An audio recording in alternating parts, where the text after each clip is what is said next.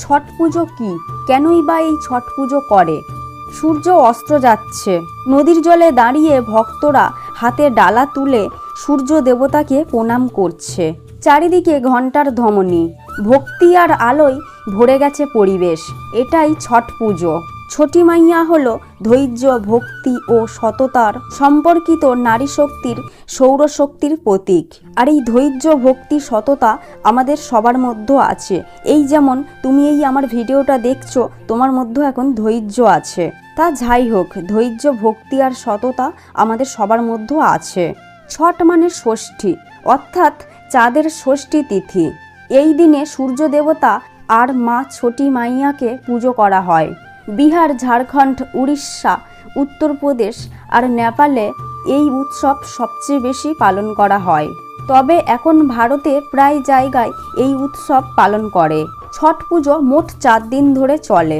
প্রথম দিন ভক্তরা নদীতে স্নান করে শরীর পবিত্র করে আর নিরামিষ ভাত খায়। দ্বিতীয় দিন সারাদিন উপবাস থেকে সন্ধ্যায় গুড়, দুধ আর চাল দিয়ে খিচুড়ি তৈরি করে খেয়ে উপবাস ভঙ্গ করে। তৃতীয় দিন ভক্তরা নদীর ঘাটে দাঁড়িয়ে সূর্য যখন অস্ত যায়, সূর্য দেবতার উদ্দেশ্যে জল, ফুল, ফল, ধূপ ইত্যাদি নিবেদন করে।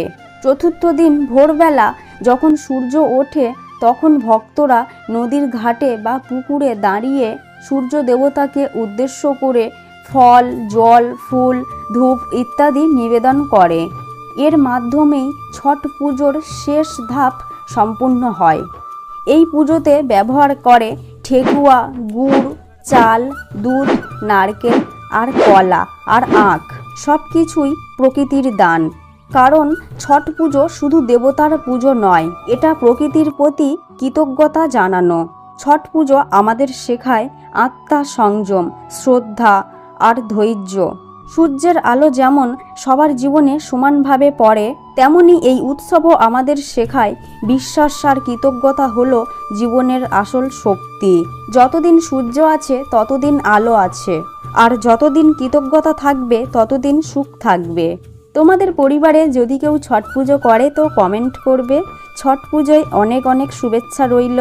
সূর্যের আলো সবার জীবনে যেন সুখ শান্তি আনে। দেখা হচ্ছে খুব তাড়াতাড়ি পরের ভিডিওটাতে।